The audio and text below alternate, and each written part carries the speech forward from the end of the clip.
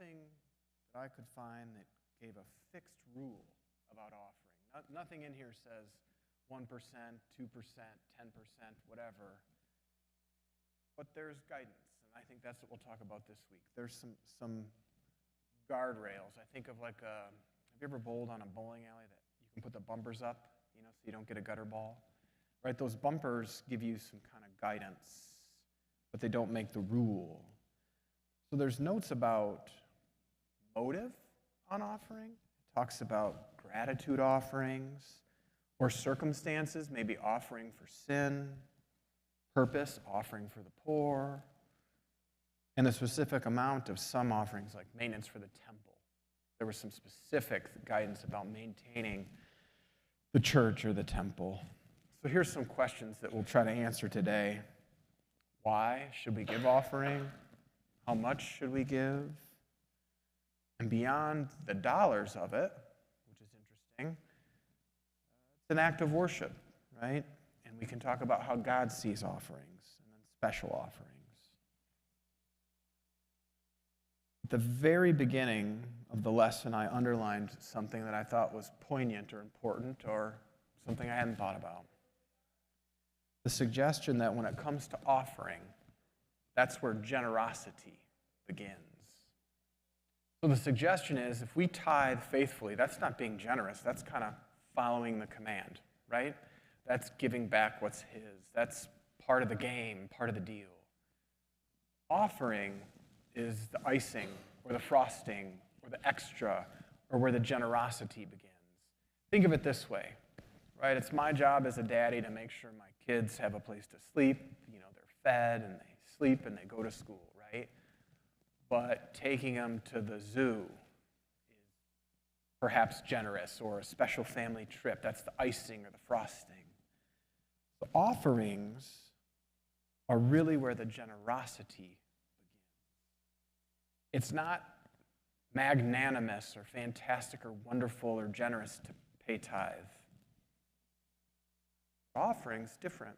This is where things can get special. Both for us, by the way, selfishly, and then for the receiver.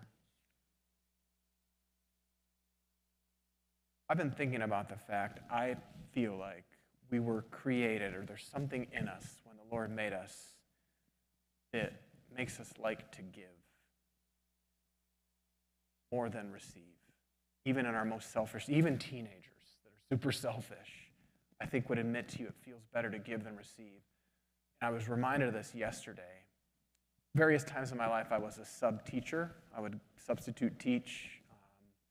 Just yesterday, Sarah, she sub-teaches at our girls' school occasionally. She sub-taught kindergarten, which is a hoot.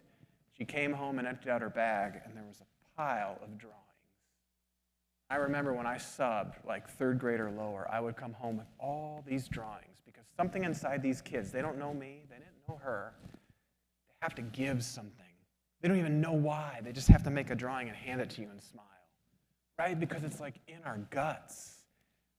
The older we get, we can kind of construct things and give for reasons or motives, but little ones I don't think have that ability, but it's wired in us to give. It's like in our insides. We can't even help ourselves. We meet somebody for a minute as a sub-teacher, and we draw a little rainbow and a heart and hand it to them. Well, I think we're meant or made to give, just like, by the way, I think we're made to rest one day a week, too. We're made to give. So why should we give? So 2 Corinthians 9:7, so let each one give as he purposes in his heart, not grudgingly or of necessity, for God loves a cheerful giver. So giving is voluntary, not an obligation.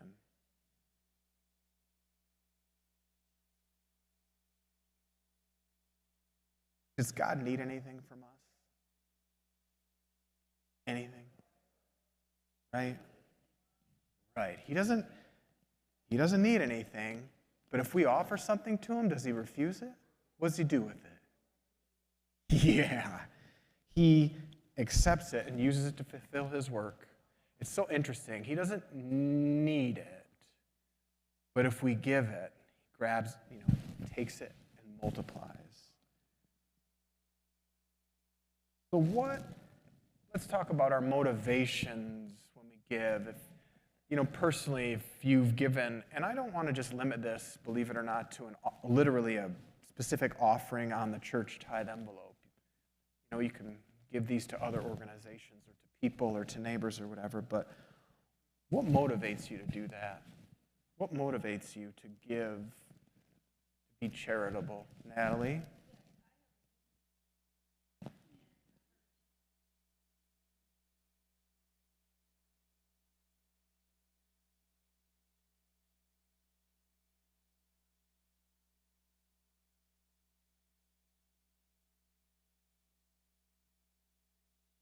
You offered her a little bit of you, some love and some kindness, right? What motivates that? What motivates this idea of offering?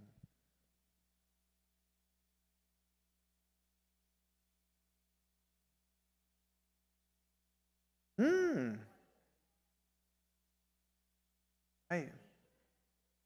Yeah. Yeah. So we could give an offering to reveal our love for God or our neighbor. That kind of sounds like, right? We can give an offering to show that we trust God. There's a little bit of trust in there somewhere. Maybe this sounds different, but like to tangibly, so you can feel, touch, and taste our submission to God. God's first in our life. You can do it for that. You can do it at thankfulness. Thankful, or to reject the love of money. There's benefits. I highlighted the fact that there was a statement on Monday's lesson that I can personally relate to. As sure as the day follows night, the more we hoard for ourselves, the more selfish our own hearts will be. Oh, and by the way, the more miserable we'll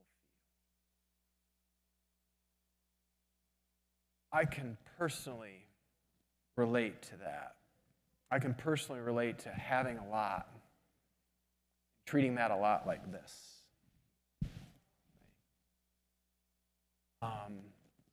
That is so stressful. It is so stressful, believe it or not. I'm not trying to, woe is me. I'm just saying, we all probably have done this, have something. I don't care if it's money, but some possession, something that we really covet. It's okay to admit, kind of treating it like that, protecting it, nervous that someone might get it. That's stressful, Mike.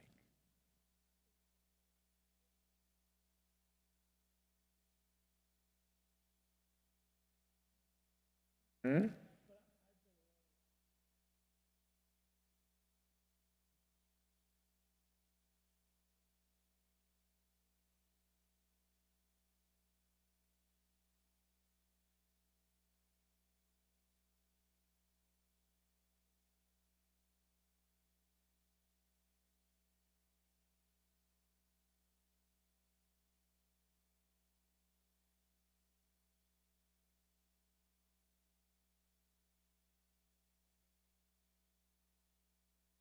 Yeah, it's interesting, and I think that we all fail, we all fall down, and the world doesn't necessarily support a lot of these things and maybe encourages a little bit of that.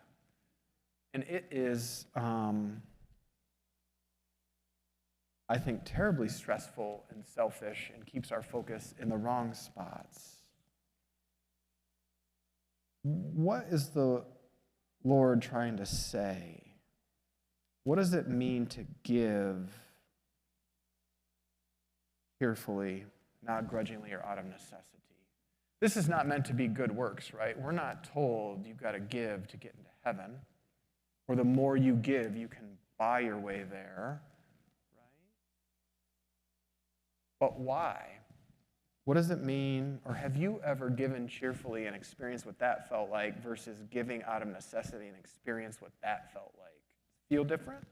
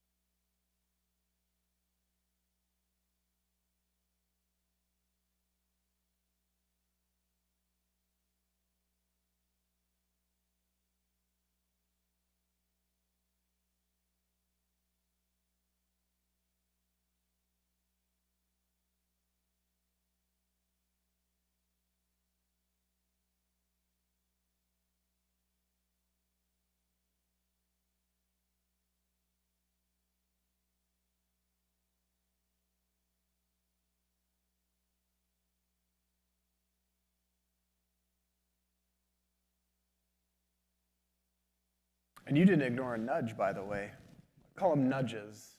We feel these nudges, right? Like you were doing your day and something said, wait a second. Don't go past that guy. It was a nudge. It's interesting to live a life not ignoring nudges.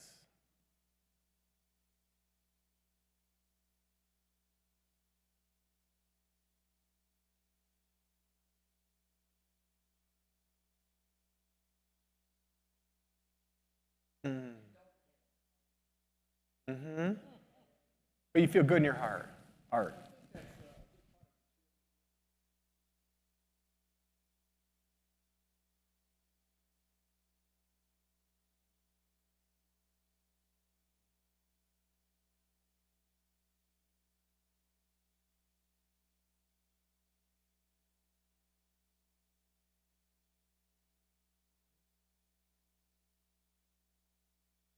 Hmm?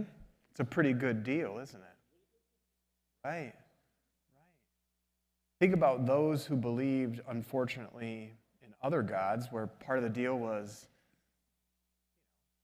sacrificing your kids or lopping off an arm or self-mutilation or something. That's not fun. We have a pretty good road. Doesn't ask for much. So in that regard, how much should we give? How much?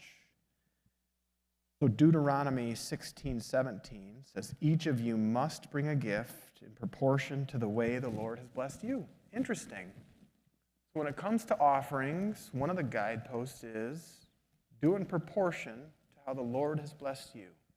Again, remember, we're not talking about tithe. That's a little more defined. We're talking about an offering on top of or in addition to. So give as the Lord has blessed you. So, yes?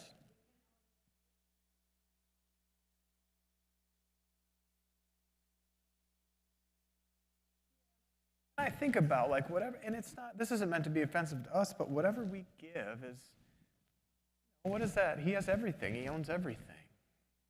But we're giving it to his church, his movement, his word, however you want to say that, so that others can become a part of it. Because giving offering itself is largely an act of being thankful, thankfulness, it does make some logical sense to us that being in proportion, right? We're magnanimously super blessed. It would make sense that we would give super offerings, right? Yes, Kathy.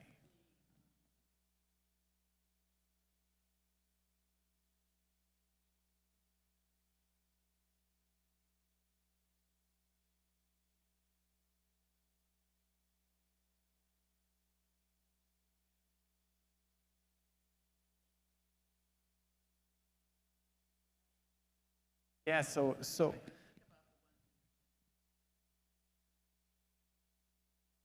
hmm? Hmm?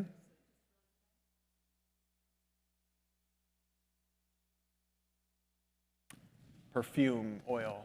Mm-hmm.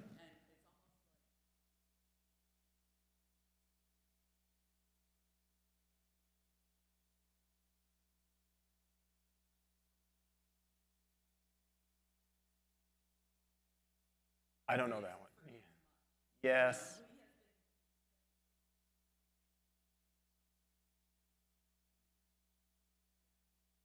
If so we give out of thankfulness, but does that mean we pay the Lord for his blessings with our offerings? Is that how it works? Quid pro quo?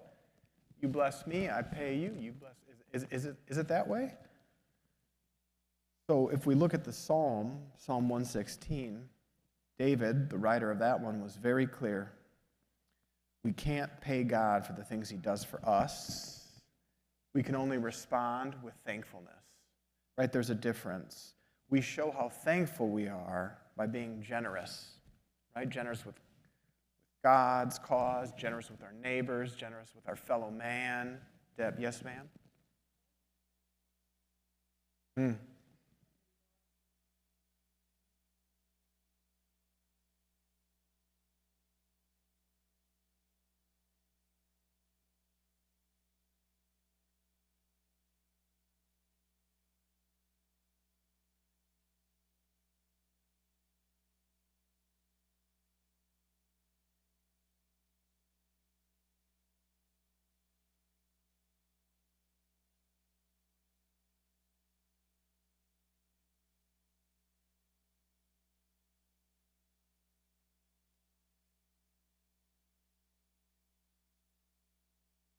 Mm.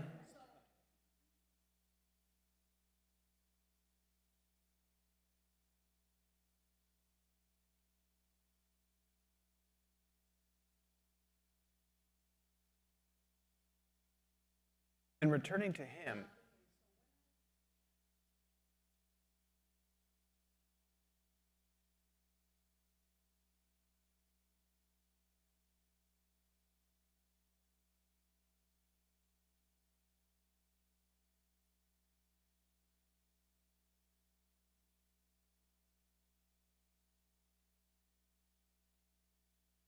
Yeah, and I think it's wonderful in that giving, that generosity, right? Whether it's a local budget in a tangible place like a church, or it's to your neighbor. Your neighbor is God's too, right? You know that, right? Or to his creation or whatever. Yes, Kathy.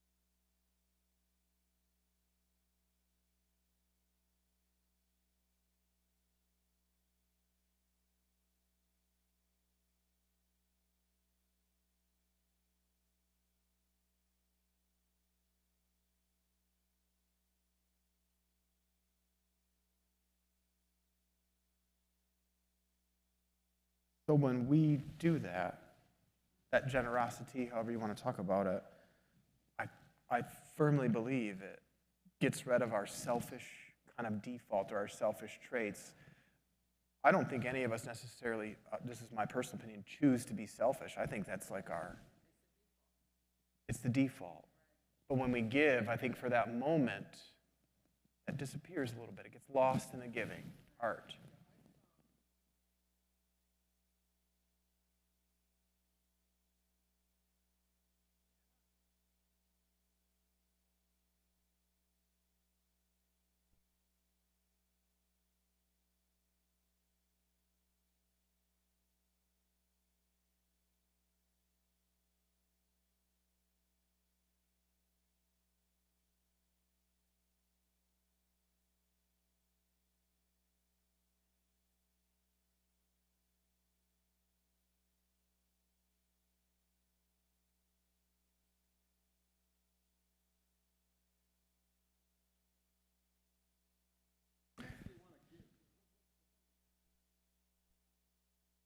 Yeah. And I think even non-Christians, people in the world fully can experience this very thing. So when I was a brand new baby lawyer 20 years ago, I was in the car with a client, not of mine, but of my mentors, a very successful, wealthy man. I'll never forget this. You know, I was very impressed by his stature and his success, right? And we were tooling along, we were going somewhere, and he said something so poignant. He was not a believer, I don't think. This was not based in religion. But he said to me, he said, Mike, I want you to think about something. Who's happier right now? Me, all the trappings, literally, whatever he wanted to do. Or, and we were in St. Joe, Michigan, so right by the lake, and he said, or that guy right there. Just a fella who looked like he had nothing, sitting on the pier with a fishing pole. He said, who has more worries? Who's got ulcers, right? Who's happier? And I was like, huh. You know what? There's a lot of truth to that. Now, each of them could make arguments about their unhappiness, I think. But it stopped me for a second. Now, I still spent the next 10 years of my life trying to be like the guy I was riding in the car with, I think. And then I finally realized that doesn't lead to happiness. But we're created, and whether you have a relationship with the Lord or not, we have these things in us. Even people in the world can realize how much it feels, or what it feels like sometimes to hoard and count and worry about every penny, or to give and be free of that. There is a freedom in that.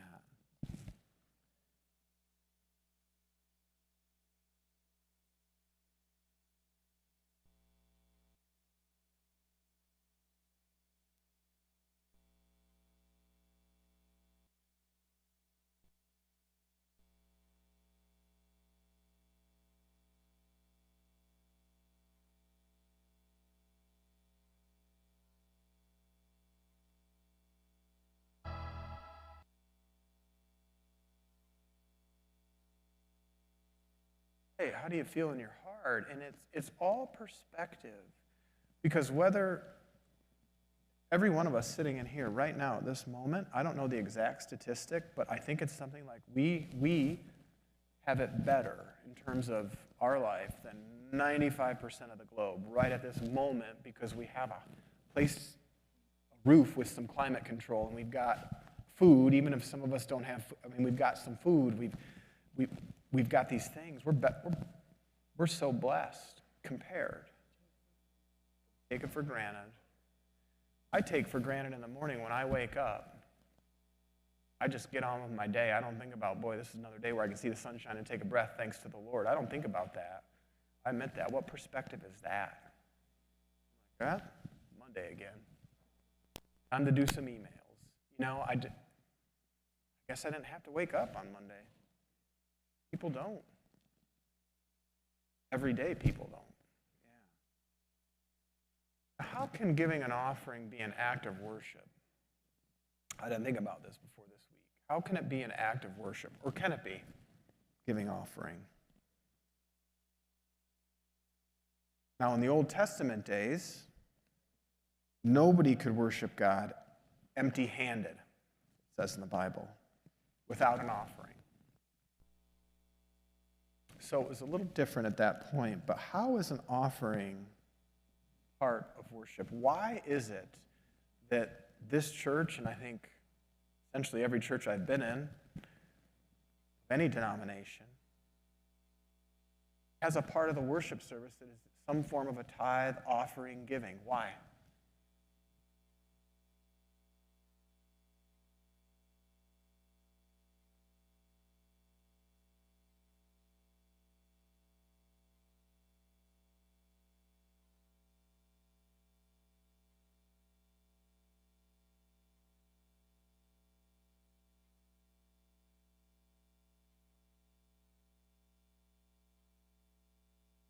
Yeah, because we're assenting. Because these things aren't just because. In a service, we're not singing just because we all like singing or music's kind of fun. There's a reason that's an act of worship, right? Every denomination on earth, every organization or non-denomination, you name it, there's a reason during service there's some form of tithe or offering, I think. So it's an act of worship. And it's interesting, I had a note here that offering, it's a part of corporate or group worship. Music, preaching, studying the Bible, giving, all those are little components or pieces of group or corporate worship. I don't think it matters if we give it in the plate physically here or we give online. However the form you do it, the point is it's a part of worship. Psalm 96:8 says, "Give to the Lord the glory due his name. Bring an offering and come into his courts." Earl.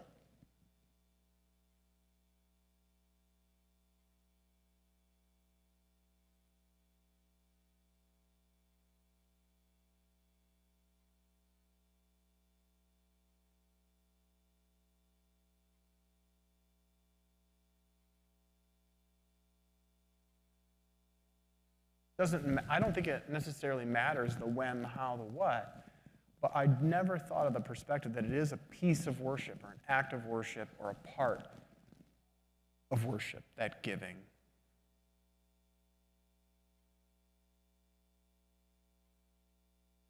How does God see offerings? He sees it as worship. He sees it as generosity, selflessness, which is the opposite of selfishness. This is that story with the mites, right? The woman, when the Lord in Luke 21:3, he said, "Truly I say to you that this poor widow has put in more than all." Sees it. So in that moment, Jesus was watching how, and this is in quotes from the Bible, many who were rich put in much. Then a poor widow gave only 2 little coins. Why did he say she gave more than everybody else? Right, so it's not about the amount generally. It's about it personally or subjectively. So I could show up and give $10,000. That might mean something somehow, or someone could show up and give 1 penny or 10 cents, and it would mean something completely different. Unlike many of the corporate, charitable type giving things you see where the more you give, the bigger the name is, or the higher you are on the list, this, the Lord, is subjective, not objective. Because we all More than 100 years ago, a literary which he knows, and perhaps no one else does. So we tend, the world, we, in our default, tend to measure generosity by the amount. We just look at the amount. That was so generous. Ooh, that person gave $1,000. How generous. Well, if they have millions, burn the 1,000. They don't care. But we tend to look at it at that kind of face value. But the Lord does what? Looks at the motives, right? Looks at the situation. Let's talk about Cornelius, the story of Cornelius in Acts. So God absolutely considers, I think, acts in favor of those in need. Like Cornelius, if you look at the book of Acts 10, 1 through 4, it's to summarize, God saw Cornelius's efforts. What Cornelius did is a reflection of how much Cornelius loved God and his neighbors. Right? It's a little act that we can do that speaks to our personal relationship with the Lord and how we care about other people. I'm not saying we do it so we can get a ticket to heaven. The Lord doesn't say that. But boy, if we do it, it is a symbol of where our heart is and where our head is, isn't it? Not to earn us glory, fanfare. Our relationship with the Lord, there's nothing wrong with a little pat on the back from the Lord every now and then, is there? Doesn't that feel good? Don't feel guilty for that, but think about that. Natalie, I was thinking about that story with your neighbor, gave your neighbor a hug. I'm picturing, right, the angels, Lord, whoever, looking down on that and giving a little applause, thinking, oh, man, she needed that. The Lord loves your neighbor so much. And the fact that you kind of, in the name of the Lord, gave some comfort, how wonderful. Little things like that. In fact, almost, it seems, offering our time or our understanding or our care is so much better in many circumstances than some money.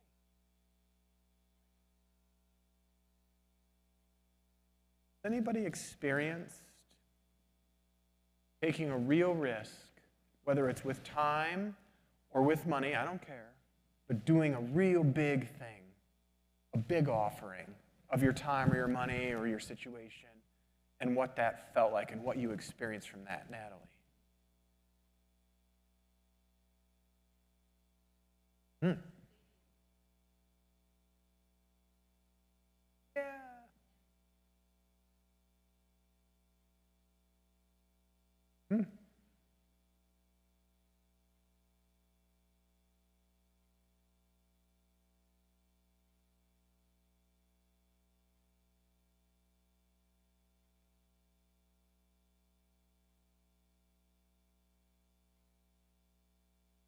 That's right.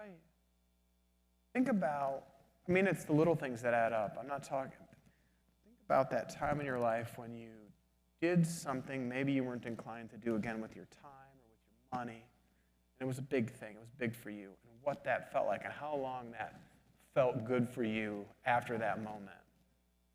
So it feels really good to buy or obtain like a really cool car that you have coveted. I've done that. And like for 3, 4, 5, 6 months, man, that felt great, but it wears off, doesn't it? It wears off. Okay, but it wears off. So then you move on to the next thing, probably a cool wristwatch or a great vacation or something like that, and then it wears off. And then you You build a really big house, and that's pretty cool, then it wears off. Yeah, so you can chase that thing. I did that.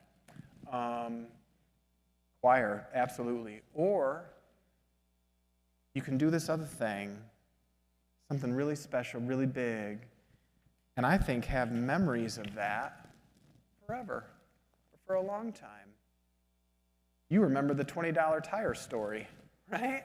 That's great. That's really cool.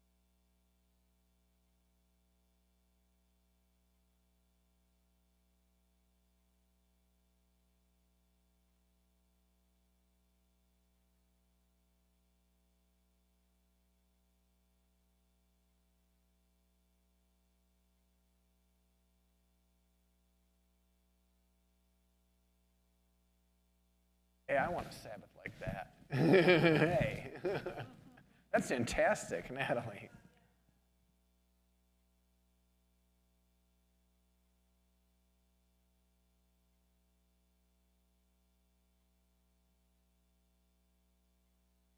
Yes.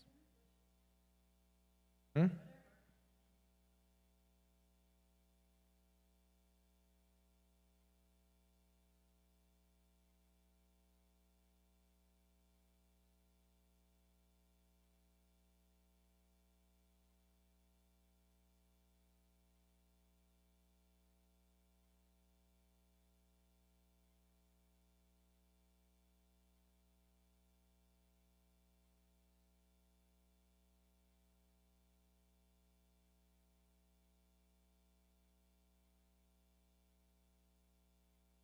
He knew it was healthy.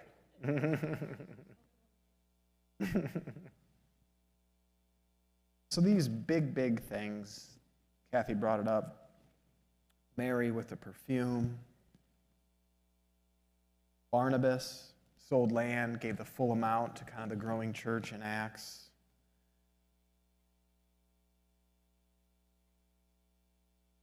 God accepts other things than money, our time. We can offer things that are needed for a specific purpose, right? Even our time, our effort to a project. You think about it, how many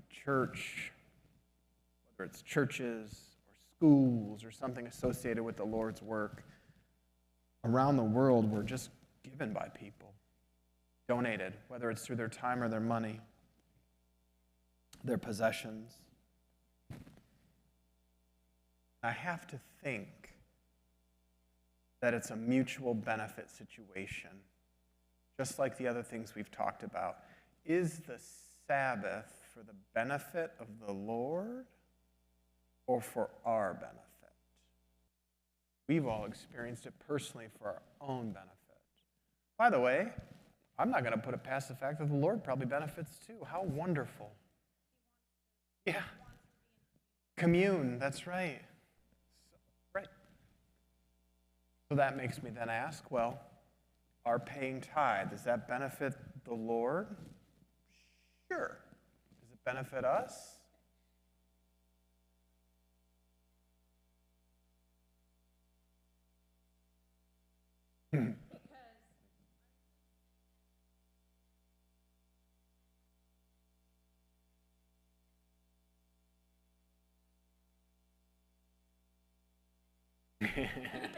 Yeah.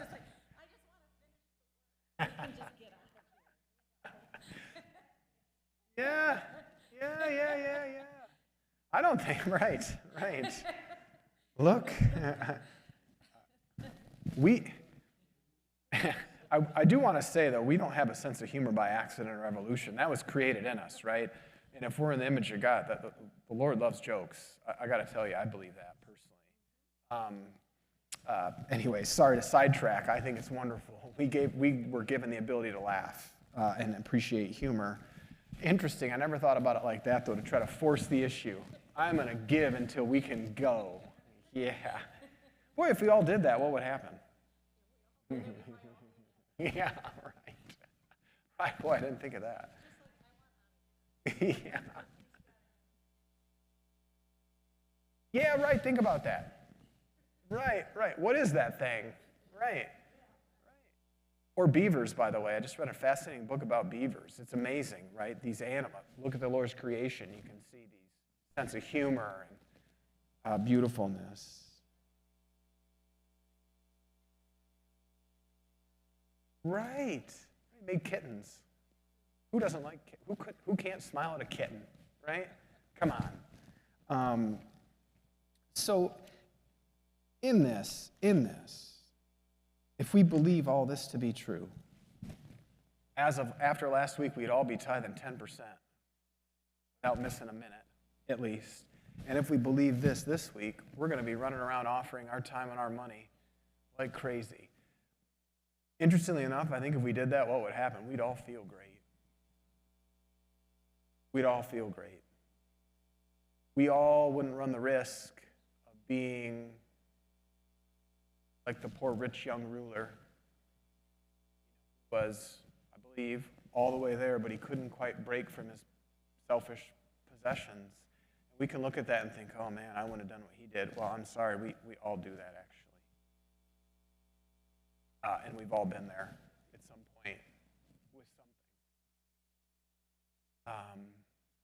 There's a real freedom, and I think I made a comment during last week's Sabbath school about freedom in the tithe, freedom in the Sabbath, freedom in the Ten Commandments. So crazy, but there's freedom built into all these things for us, freedom and peace.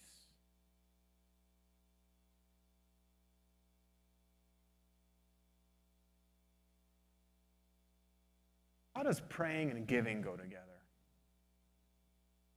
How does praying and giving go together? Or do they go together? Does praying go together with everything, by the way? But let's talk about praying and giving.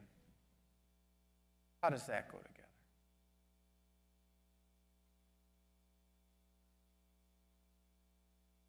How might praying help you personally to know what to give, or where to give, or when to give, or how much to give?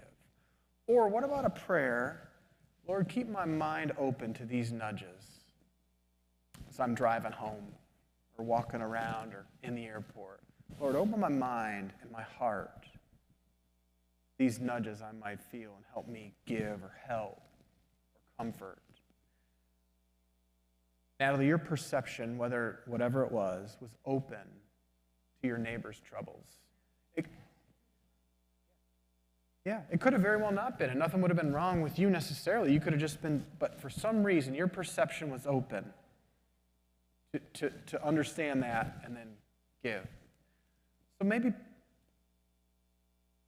praying could play a vital role in making us most effective when it comes to giving our time, our money, our thoughts, and our efforts.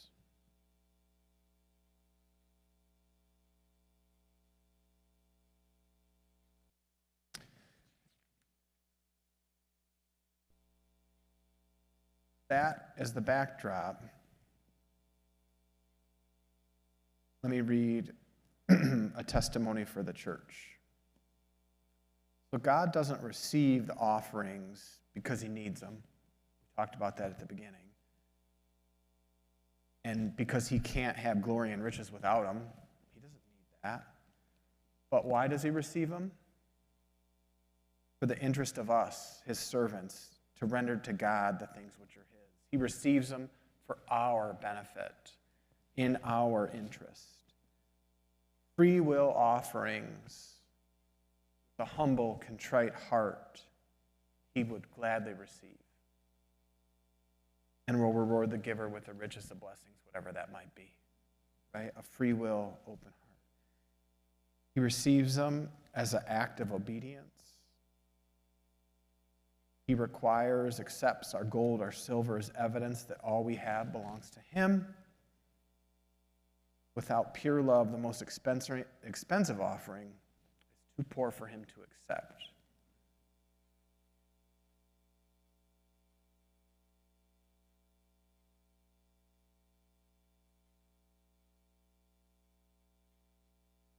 No, yeah.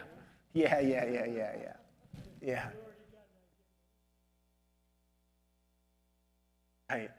Right.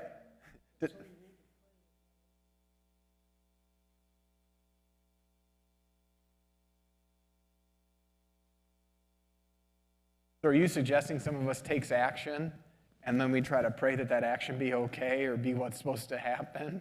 Is that, yeah, right.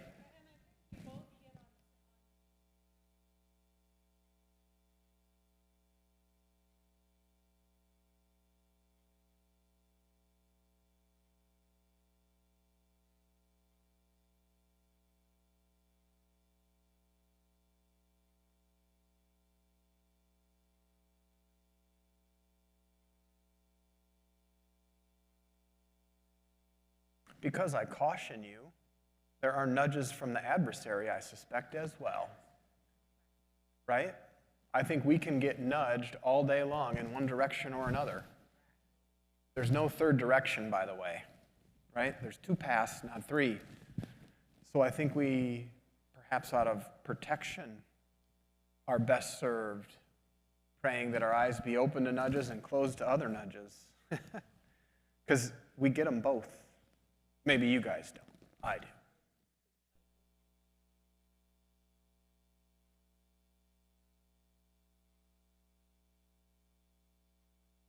Yeah, that's the world. Yeah, that makes me think of the Mary Martha story. By the way, with correct motivations at the beginning, become a Martha. So focused on the do, not because we're evil, bad people, but, we think we're doing the right thing. We're doing. We miss the real thing. Yes, Natalie?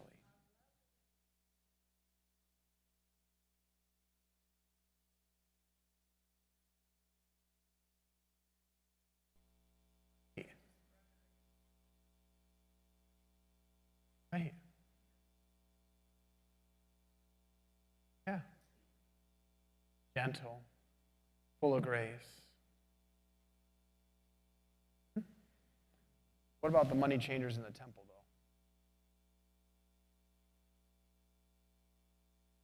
though? Right. I don't think they're juxtaposed. I think you're right. I think it's the same thing.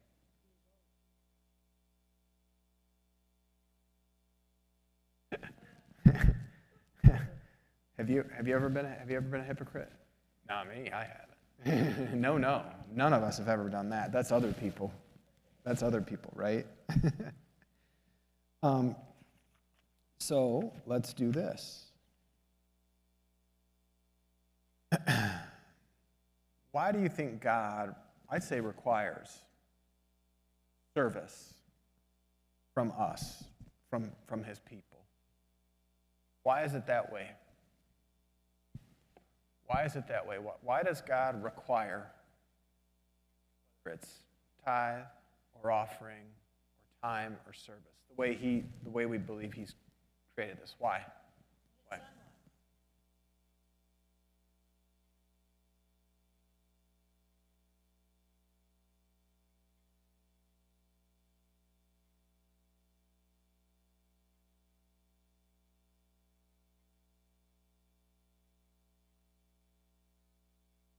That word requirement's a little tricky too, isn't it? That to us, it might have a negative connotation.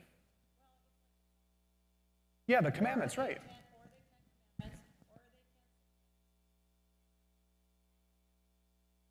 Or are they 10 blessings? Right. 10 blessings. Right. You do this, you'll be free. Right. What is it? Is a Sabbath a requirement? Ooh, that felt nasty, didn't it? Didn't it? It can, that word, for some reason, today, in our time, in our culture. Ooh. Is it a rule? Ooh, that sounds bad. Or, blessing, is it a reflection of God's love? Is it, right?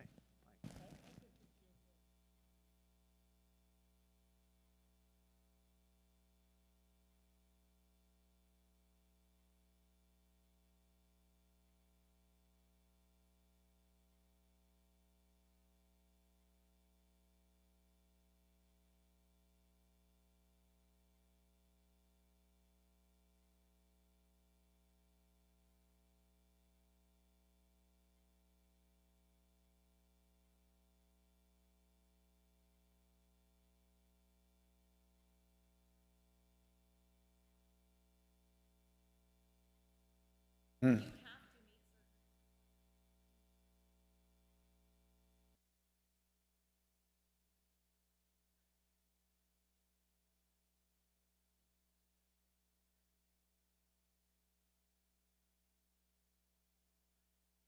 Hmm. Hmm. Mm-hmm.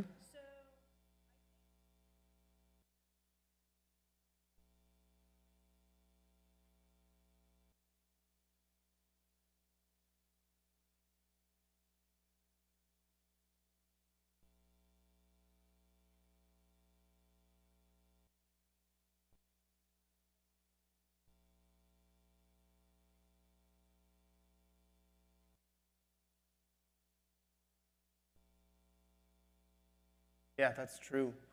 That's true. I think words matter, at least how we interpret them. And we have, I think, instinctual or some kind of reactions to this idea of being free, making choices, or being constrained and being told what to do. Who loves to be told what to do? Anybody? Joseph, you were in the military. Did they ever tell you what to do? A little bit. Did that feel, were you like, man, I'm pumped today to be told what to do? Right? Yeah. Okay. So we all know how that feels. Now the Lord's telling us what to do, right? How does that feel? Feel same? Feel different? A little bit of perspective, isn't it? A little bit of perspective.